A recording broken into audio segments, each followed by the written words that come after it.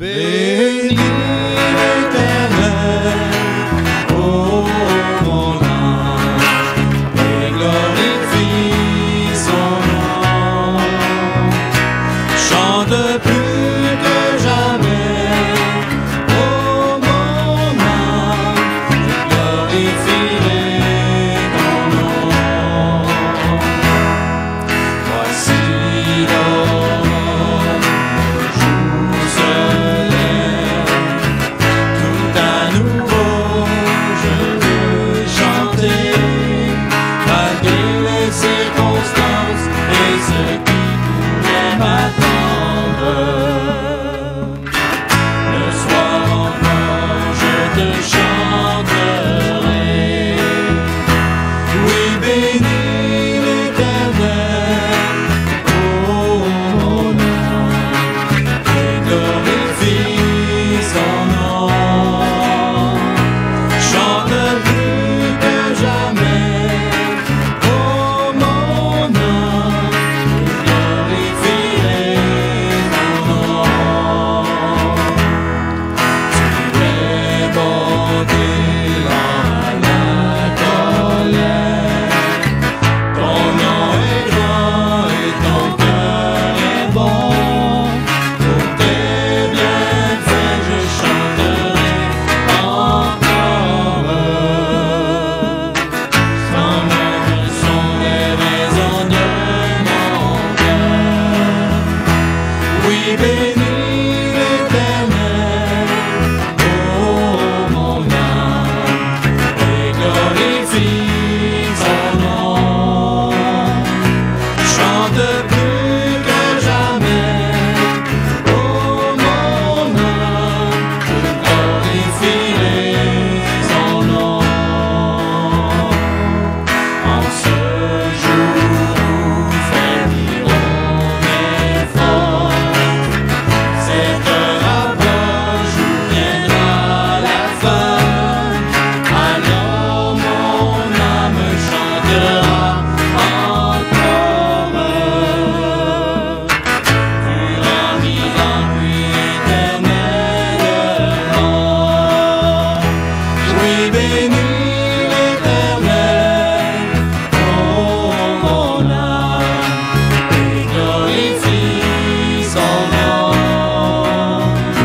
Chante plus que jamais, ô mon âme, et glorifierai ton nom. Je glorifierai ton nom.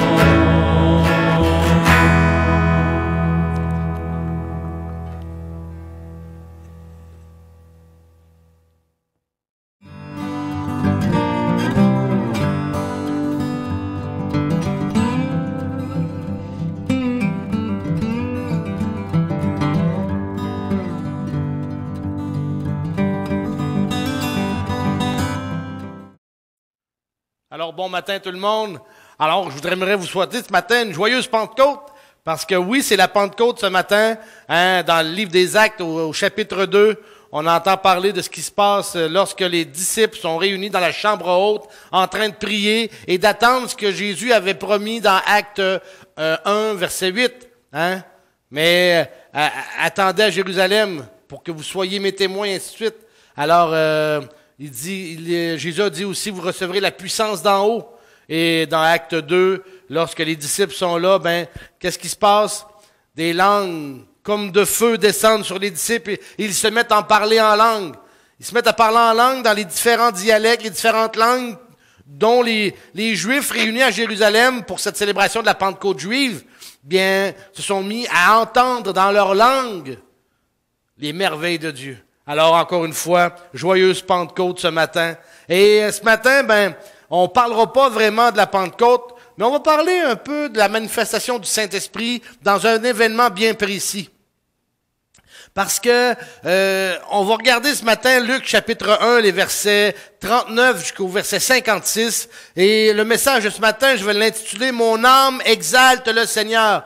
Parce que c'est le moment où Marie, après l'annonce de l'ange Gabriel, est partie en hâte pour retrouver sa cousine, sa parente Élisabeth. Puis, justement, parce qu'elle était rendue à son 6e mois de grossesse, et c'est ce qu'on va voir ce matin. Alors, on va en faire la lecture immédiatement pour qu'on puisse voir comment notre passage va se développer ce matin. Alors, le Luc chapitre 1, le verset 39. Dans ce même temps, Marie se leva, s'en alla en hâte vers les montagnes, dans une ville de Juda. Elle entra dans la maison de Zacharie et salua Élisabeth. Dès qu'Élisabeth entendit la salutation de Marie, son enfant tressaillit dans son sein, et elle fut remplie du Saint-Esprit. Elle s'écria d'une voix forte, « Tu es bénie entre les femmes, et le fruit de ton sein est béni. Comment m'est-il accordé que la mère de mon Seigneur vienne auprès de moi?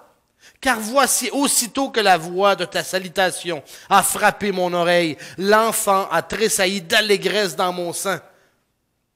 Heureuse celle qui a cru, parce que les choses qui lui ont été dites de la part du Seigneur auront leur accomplissement. » Et Marie dit, « Mon âme exalte le Seigneur, et mon esprit se réjouit en Dieu mon Sauveur, parce qu'il a jeté les yeux sur la bassesse de sa servante. Car voici désormais, toutes les générations me diront bienheureuse, parce que le Tout-Puissant a fait pour moi de grandes choses. Son nom est saint. Et sa miséricorde s'étend d'âge en âge sur ceux qui le craignent. Il a déployé la force de son bras. Il a dispersé ceux qui avaient dans le cœur des pensées orgueilleuses. Il a renversé les puissants de leur trône et il a élevé les humbles. Il a rassasié de bien les affamés et il a renvoyé les riches à vide. Il a secouru Israël, son serviteur, et il s'est souvenu de sa miséricorde, comme il l'avait dit à nos pères, envers Abraham et sa postérité pour toujours. Marie demeura avec Élisabeth environ 3 mois. Puis, elle retourna chez elle. Père éternel, ce matin, on est en train de regarder et on va passer à travers le passage où Élisabeth et Marie sont en train de louer ton nom merveilleux, sont en train d'exalter ton nom. Et Seigneur, à travers ce qui se passe dans leur vie réciproque, autant Élisabeth dans son âge avancé qui est tombée enceinte, autant Marie dans sa jeunesse qui, Seigneur, est mariée à un homme, est fiancée à un homme, mais Seigneur, dans sa jeunesse, elle tombe enceinte, puis c'est une vierge, elle n'a pas connu d'homme. Alors Seigneur, elle aussi, dans sa jeunesse qui tombe enceinte, l'accomplissement des prophéties, on voit, Seigneur, 2 femmes qui sont en train de louer ton nom. Et ce matin, Père éternel, je te prie que tu puisses nous enseigner à exalter ton nom, à louer ton nom, à ce que dans nos bouches, que dans nos lèvres, Seigneur grand Dieu, on puisse toujours avoir des paroles pour te glorifier.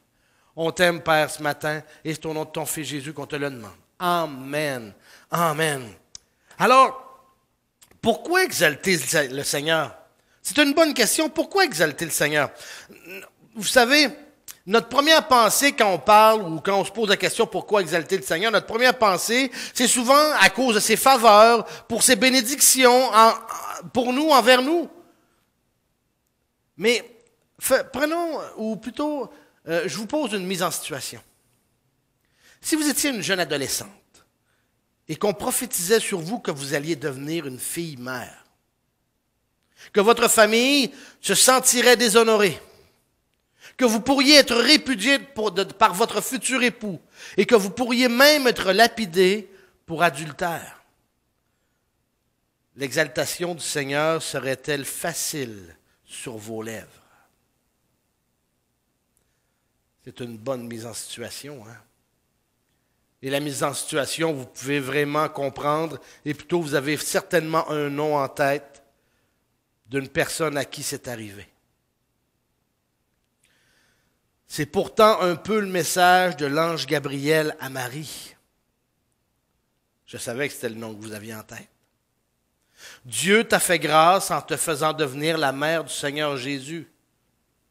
Pourtant, Marie considère que les difficultés qu'elle va rencontrer après la visite de l'ange ne sont en fait que des bénédictions déguisées.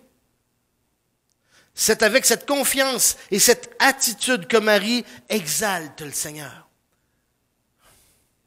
Devant l'incertitude de ce qui nous arrive à nous, là, actuellement, avec cette pandémie mondiale de la COVID-19, est-ce que notre perspective de qui est Dieu plutôt, et de son attitude envers nous, fait la différence dans notre réaction. Je sais que ce matin, les situations de ceux qui écoutent ce message sont différentes. Pour d'aucuns, le travail n'a pas été arrêté, étant donné que c'était des services essentiels.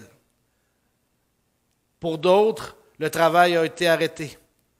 Une perte d'emploi, peut-être temporaire pour quelques-uns, peut-être permanente pour d'autres, ont fait en sorte que la situation financière est devenue précaire. Pour d'autres, peut-être que le fait de se retrouver confiné à la maison avec toute la famille a amené quelques difficultés au niveau émotif, au niveau familial, au niveau relationnel. Peut-être que pour des gens qui sont à leur compte, ça l'a conduit à des fermetures d'usines qui les a amenés à justement des pertes monétaires pour eux, pour leur commerce.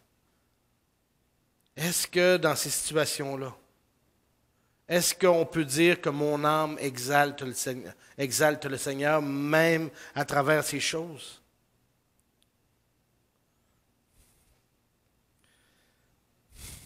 Vous savez, revenons à Marie. Marie, plutôt que de devenir immobilisée par la crainte, va affirmer sa confiance en son Dieu et va se déclarer la servante du Seigneur. Elle aurait bien raison de s'inquiéter de sa situation, mais elle a plutôt loué Dieu pour son plan. Imaginez, comme je vous dis, là, et à l'époque, une femme qui se retrouvait seule, souvent c'était la condamnation dans la pauvreté, dans la diffamation, dans le rejet pour le restant de sa vie. Son fils allait être traité de bâtard, d'avorton ou quoi que ce soit d'autre, et allait être méprisé pour le restant de sa vie. Mais revenons à Marie. Marie a plutôt loué Dieu pour son plan. C'est sa louange qu'au niveau de l'histoire chrétienne à laquelle on a donné un nom de Magnificat. C'est sa louange à Marie qui va nous instruire aujourd'hui. Marie n'a pas essayé de se servir de Dieu pour lui rendre la vie facile, mais elle a servi Dieu, que ce soit facile pour sa vie ou non. Dans le texte d'aujourd'hui, qu'on regarde dans Luc chapitre 1, les versets 39 à 56, Marie va s'assurer de la réalisation de la prophétie de l'ange envers sa cousine, Élisabeth. Élisabeth, à son tour, confirme le message qu'elle a reçu de l'ange. Marie répond avec le cantique qui a germé dans son cœur à partir de sa méditation des Écritures. Marie loue et exalte Dieu pour la manière dont il l'a traité et la manière dont il traitera tous ceux qui vont se confier en son Dieu. Amen. Alors, regardons ce matin ce passage si merveilleux de deux dames, de deux femmes qui exaltent le Seigneur à travers les événements qui s'accomplissent dans leur vie réciproque. Alors, commençons premièrement avec la confirmation du message de l'ange. Et regardons les versets 39 à 41 qu'on a lus tout à l'heure, mais j'aimerais bien qu'on puisse juste repasser à travers ces versets. Verset 39, ça dit, dans ce même temps, Marie se leva et s'en alla en hâte vers les montagnes dans une ville de Juda.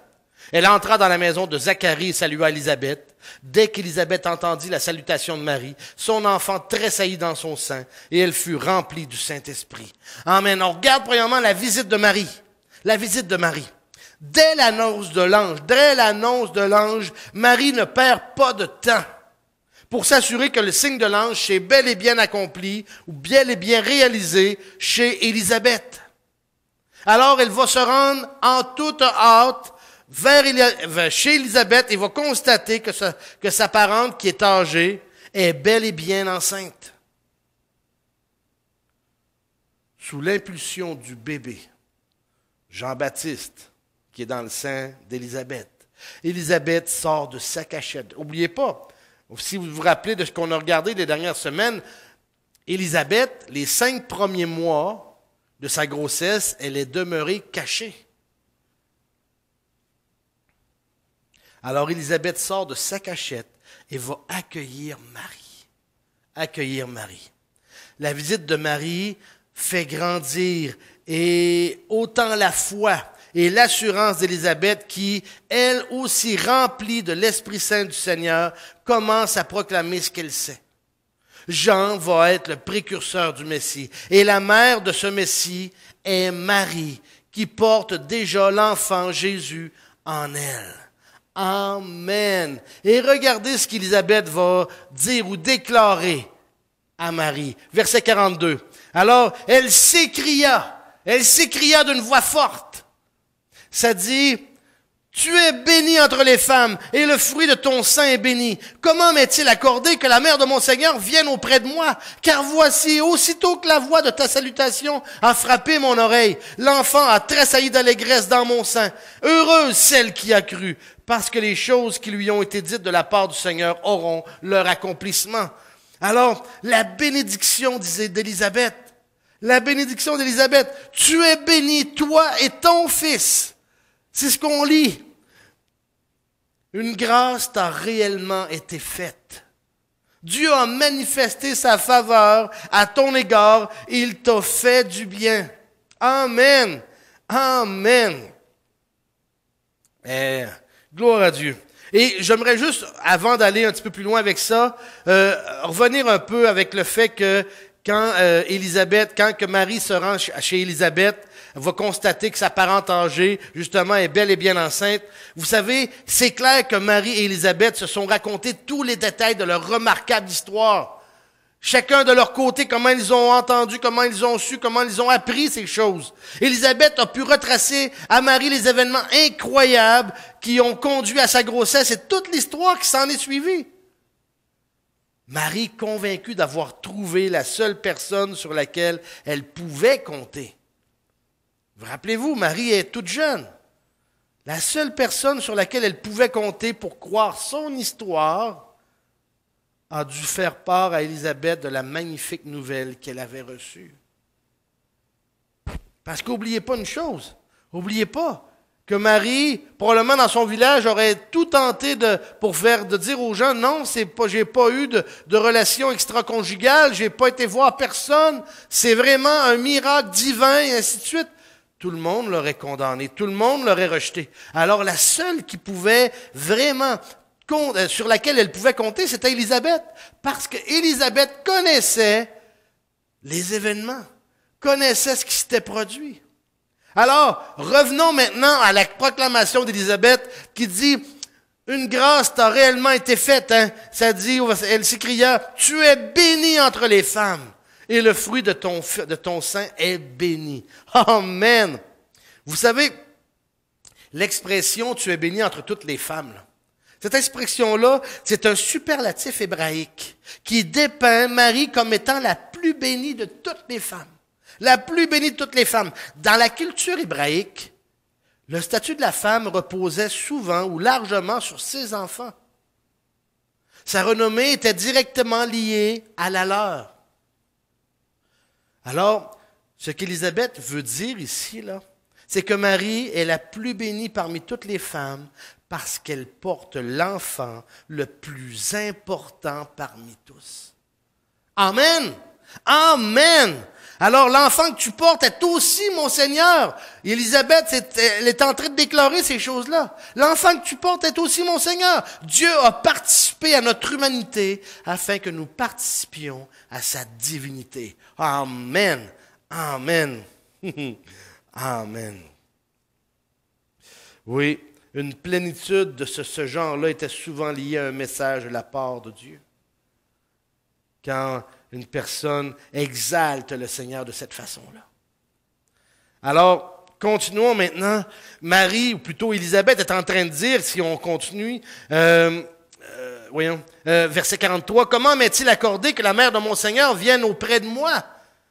Je suis privilégiée. » C'est ce qu'Élisabeth est en train de déclarer, « Je suis privilégiée. » En recevant la visite de la mère de mon Seigneur, Élisabeth est en train de réaliser que la promesse de Dieu à son égard est aussi vraie. Jean va être le précurseur du Messie et marchera devant le Fils de Marie. Amen. Même que l'exclamation d'émerveillement et de saint respect que pousse Élisabeth est en fait une bénédiction prononcée sur elle-même. Comment m'est-il accordé que la mère de mon Seigneur vienne auprès de moi? Vienne auprès de moi.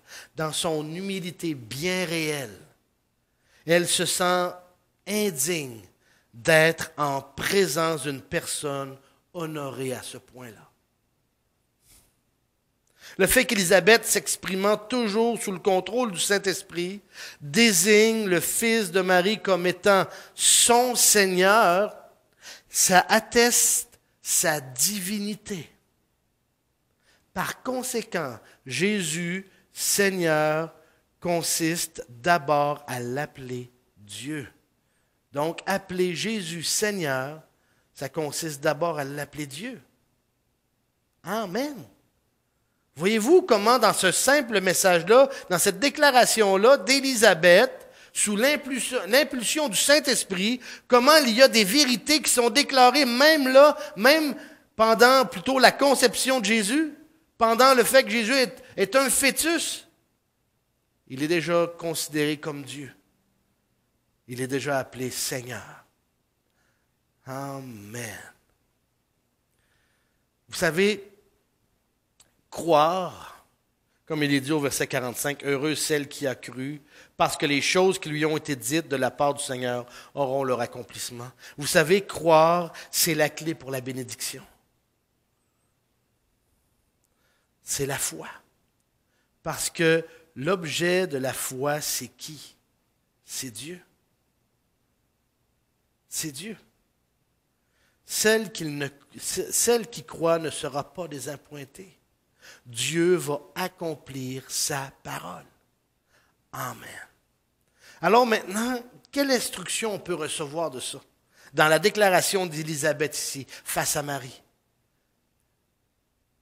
Pour faire grandir notre foi dans des moments d'incertitude, il est bon de s'entourer d'autres croyants. Des croyants qui sont forts dans la foi. L'isolement va toujours nous couper de l'influence chrétienne.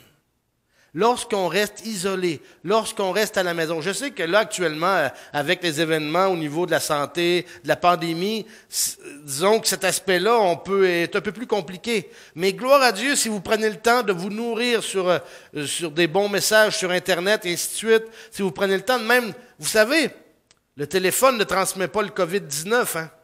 Le téléphone permet justement de pouvoir garder des contacts, garder le lien avec des frères et des sœurs. Appelez, entrez en communication les uns avec les autres. Je vous encourage fortement de le faire. C'est une bénédiction. Autant la personne qui reçoit l'appel va être bénie, autant celle qui va faire l'appel va être bénie.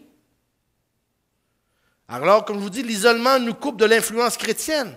Vous savez, Marie est demeurée 3 mois chez Élisabeth, jusqu'à la naissance, pour confirmer la promesse.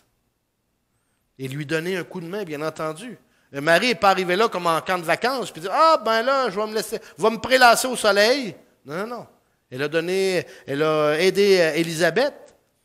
Vous savez, une femme qui est enceinte, dans les derniers mois, c'est difficile.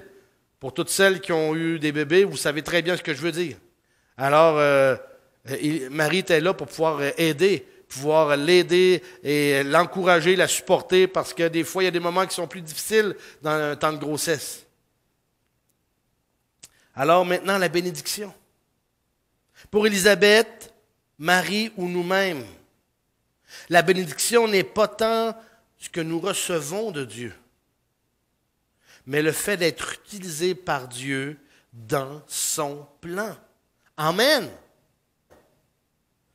Ce n'est pas tant que Dieu nous donne de posséder toutes choses que d'être un instrument de Dieu qui peut faire toutes choses.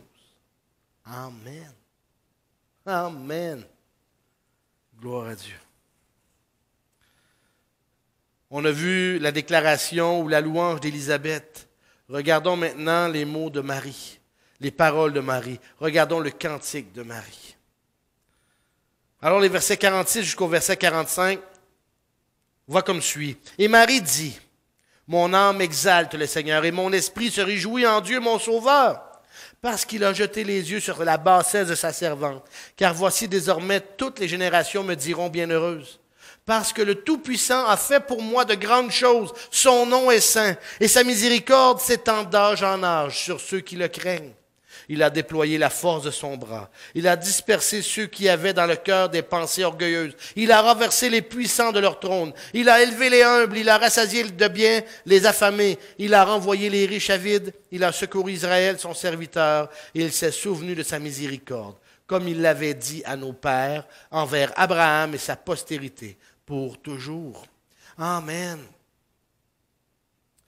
Vous savez, dans le cantique de Marie, là, Marie répond d'une façon merveilleuse à la situation difficile qu'elle vit. Vous vous rappelez du contexte de la mise en situation que je vous parlais au début? Bien, Marie, c'est ça qui se passe pour elle. Alors, c'est une situation qui n'est pas évidente. Parce que, oui, elle a comme on va dire, comme on dit, un 3 mois où elle ne sera pas apostrophée, hein, si on dit ça comme ça. Elle ne sera pas regardée bizarrement parce qu'elle est avec sa parente, mais lorsque les 3 mois seront terminés, qu'elle retournera à la maison, les difficultés vont commencer, là. Elle devra être forte dans la foi. Vous savez, appuyée sur la confirmation qu'elle a reçue d'Élisabeth et sur sa méditation des Écritures, particulièrement les psaumes et le cantique d'Anne, elle répond par un cantique dans lequel Dieu est exalté et Marie tire sa joie en lui. Amen. La théologie de Marie, ce qui était de merveilleux, et l'usage qu'elle fait de l'Ancien Testament est remarquable. Marie est jeune et sa connaissance intime de la parole de Dieu lui vient certainement du fait qu'elle l'entendait régulièrement à la synagogue. Comme je l'ai dit dans un message passé, Marie n'était pas une élève qui apprenait la parole de Dieu par cœur, comme les sacrificateurs ou comme les scribes ou comme les étudiants au niveau de la loi. C'était une fille. Alors, tout ce qu'elle recevait de la parole, elle le recevait à la synagogue. Alors, mais Marie avait une excellente mémoire, une très bonne compréhension.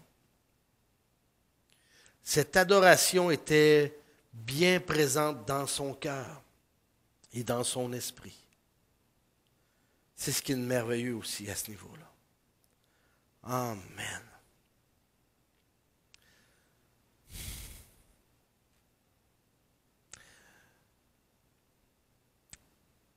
Vous savez, le cantique de Marie, là, regorge d'allusions aux Écritures et ça indique que son cœur et son esprit étaient imprégnés de l'Ancien Testament, comme je viens de le dire. Il résonne en écho aux prières d'Anne, comme je viens de le dire aussi, et aux prières du Pentateuque, des psaumes et des écrits prophétiques. Le cantique de Marie révèle même qu'elle est très versée dans l'histoire d'Israël. Oh oui, très versée dans l'histoire d'Israël. Même que Marie a également saisi la riche vérité théologique de l'alliance abrahamique. Si on regarde plus loin par rapport aux événements des versets 54 et 55. Hein? Lorsqu'il dit, verset 50, il a secouru Israël, son serviteur, et il s'est souvenu de sa miséricorde, comme il l'avait dit à nos pères envers Abraham et sa postérité pour toujours. C'était une promesse que Dieu avait faite à Abraham, que la postérité d'Abraham serait toujours le peuple élu. Et gloire à Dieu pour ça. Amen. Marie exalte Dieu pour ce qu'il a fait pour elle. L'Éternel est son Seigneur et son Sauveur personnel. Amen.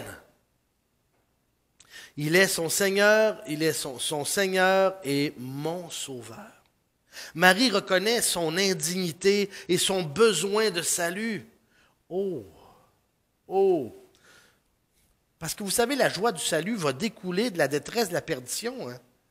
quand on sait qu'on a besoin d'un sauveur, quand on sait que notre destinée, c'est l'enfer, on réalise ces choses-là, qu'on n'est pas capable de faire rien de bien qui fait en sorte qu'on va pouvoir aller au ciel, bien, on sait qu'on a besoin d'un sauveur. Et Jésus s'est présenté pour pouvoir régler cette situation-là, désastreuse pour nous, en mourant à la croix, pour nos péchés.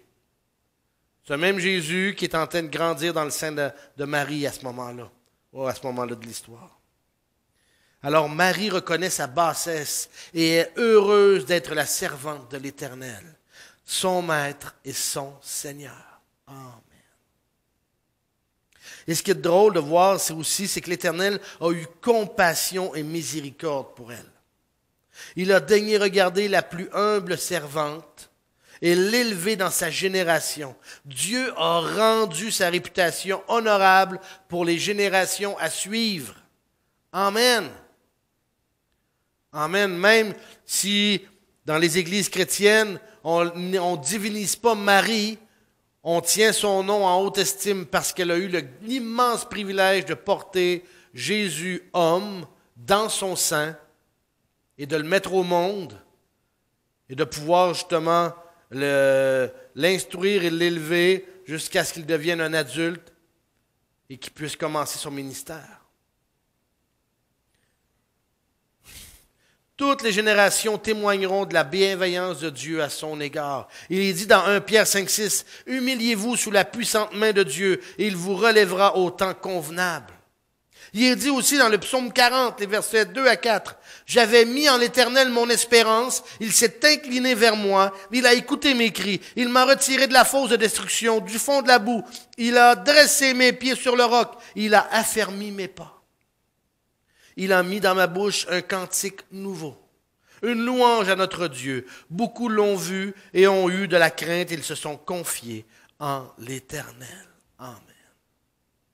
Amen. Marie va exalter Dieu pour son plan envers ceux qui le craignent. Dieu est saint. L'Éternel est incomparable.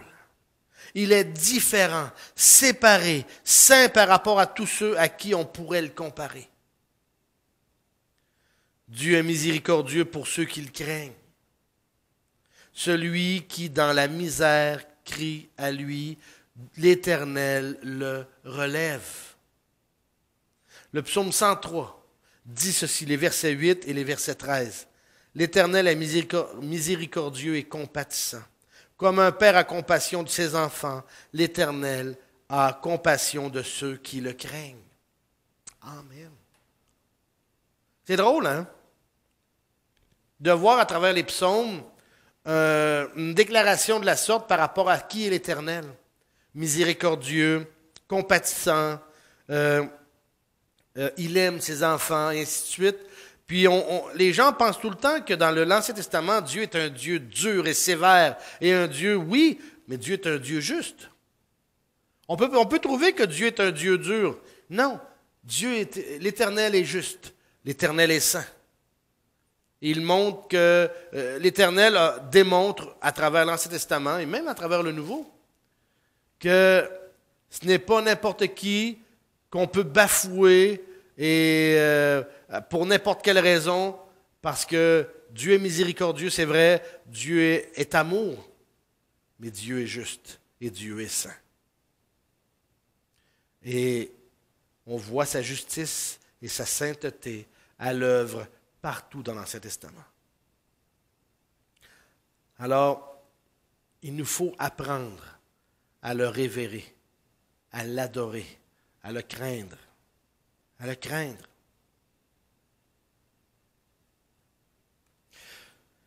Dieu est actif dans sa création. Il est capable d'inverser les situations les plus pénibles. Par sa force, Dieu va élever les humbles et relève l'indigent, mais il disperse les orgueilleux et va abaisser les hautains. Dieu nourrit les affamés. Il a satisfait l'âme altérée qui nous est dit dans le psaume 107, les versets 9. Il a comblé de bien l'âme affamée. Dieu peut aussi retirer ses bienfaits de ceux à qui il a beaucoup donné. Dieu est fidèle à sa parole. Dieu est fidèle à sa parole. Par la naissance du Messie, Dieu se souvient de son peuple pour le visiter et le racheter. Le psaume 98,3 nous dit « Il s'est souvenu de sa bonté, de sa fidélité envers la maison d'Israël. Toutes les extrémités de la terre ont vu le salut de notre Dieu. »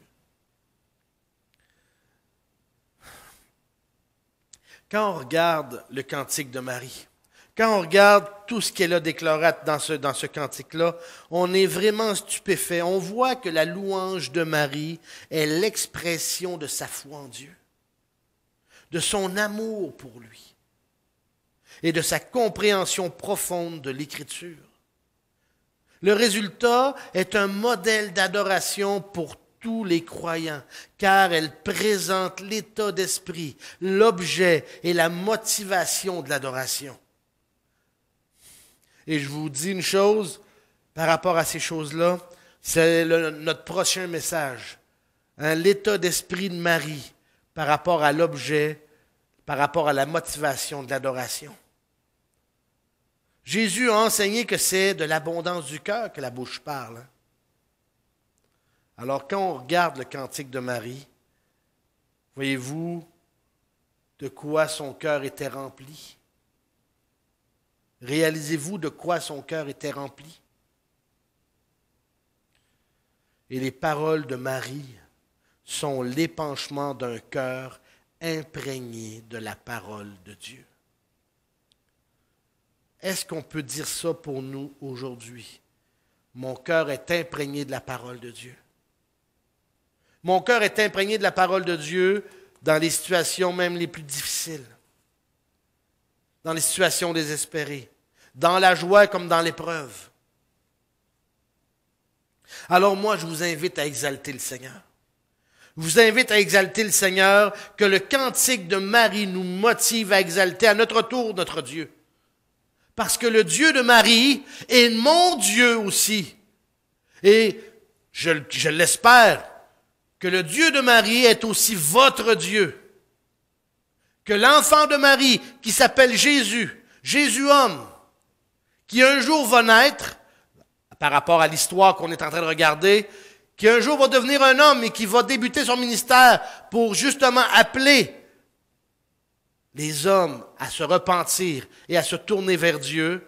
J'espère que cette chose-là, vous l'avez fait un jour dans votre vie. Que vous vous êtes tourné vers Dieu, que vous avez reçu Jésus-Christ comme Seigneur et Sauveur de votre vie. Pas simplement Sauveur, mais Seigneur de votre vie. Alors, comme j'ai dit, que le cantique de Marie nous motive à exalter à notre tour notre Dieu. Il a fait pour chacun de nous de grandes choses.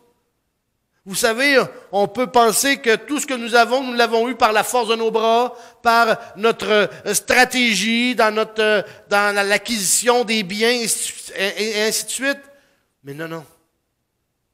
Tout ce que nous l'avons reçu de Dieu. Tout ce que nous avons, que ce soit matériel, spirituel, nous l'avons reçu de Dieu. Et n'oubliez pas une chose, qu'un jour nos yeux vont fermer. Et que tout ce que nous avons acquis en bien matériel ici va se retrouver bien loin, comme dans un rêve. Et la réalité spirituelle du monde à venir, de se retrouver face à face avec notre Sauveur et notre Dieu, va devenir d'une réalité, d'une façon bien réelle, aussi palpable que cette chair. Alors que tout ce que nous avons vécu ou acquis dans cette vie sera bien loin dans nos pensées. Et n'oubliez pas une chose, qu'à la fin, il nous est dit que tout ce qui est sur la terre et la terre va être consumé dans le feu. Alors, que vous espériez monter le plus grand des empires au niveau financier, matériel ou quoi que ce soit d'autre, d'avoir une renommée mondiale au niveau terrestre, tout ça va disparaître dans les flammes. Parce qu'à la fin, Dieu va créer des nouveaux cieux, une nouvelle terre. Alors, si vous perdez votre vie à gagner le monde, si vous perdez votre âme à gagner le monde, vous serez les plus à plaindre lorsque l'éternité va se présenter. Alors, comme j'ai dit, Il a fait pour chacun de nous de grandes choses. Pourrais-tu en témoigner comme Marie? Est-ce que vous pourriez en témoigner des grandes choses que Dieu a fait dans votre vie, comme Marie l'a fait dans sa vie? Alors louez-le parce qu'il est saint et il est le Seigneur dans vos vies. Louez-le pour son salut, pour sa miséricorde, pour sa force, pour sa provision, pour sa fidélité. Plusieurs bénédictions se manifestent lorsque nous louons Dieu en passant. Hein? Plusieurs bénédictions. Premièrement, louer Dieu nous garde conscients de sa présence dans nos vies. Louons Dieu car il est là avec nous. Louer Dieu, deuxièmement, nous enseigne à lui faire confiance. Oh oui, ayez un cantique dans la bouche. Ne prenez pas les chansons populaires du temps, là. Trouvez un cantique qui vraiment que vous aimez. Soyez-en imprégnés, chantez-le, fredonnez-le. Même si vous dites, j'ai pas une belle voix, j'ai pas la note, ou quoi que ce soit d'autre. Chantez-le. Dieu veut un cœur qui le loue. Il veut pas des belles voix, il veut un cœur qui le loue. La confiance fortifie notre relation avec Dieu et produit la joie. Louons Dieu car il nous aime. Troisièmement, louer Dieu nous motive à rechercher sa volonté et son plan dans nos incertitudes. Louons Dieu car il va agir. Quatrièmement, louer Dieu nous enseigne à nous soumettre à lui. Même si on ne comprend pas tout, on peut expérimenter sa paix.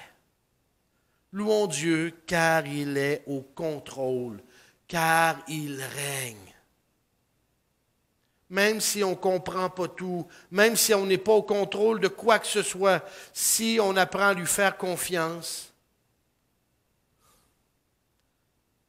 il va nous donner la paix et la joie dans nos cœurs.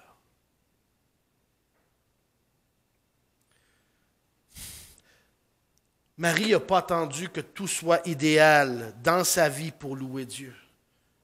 Et je reviens encore avec la mise en situation du début. Marie n'a pas attendu que tout soit idéal pour louer Dieu.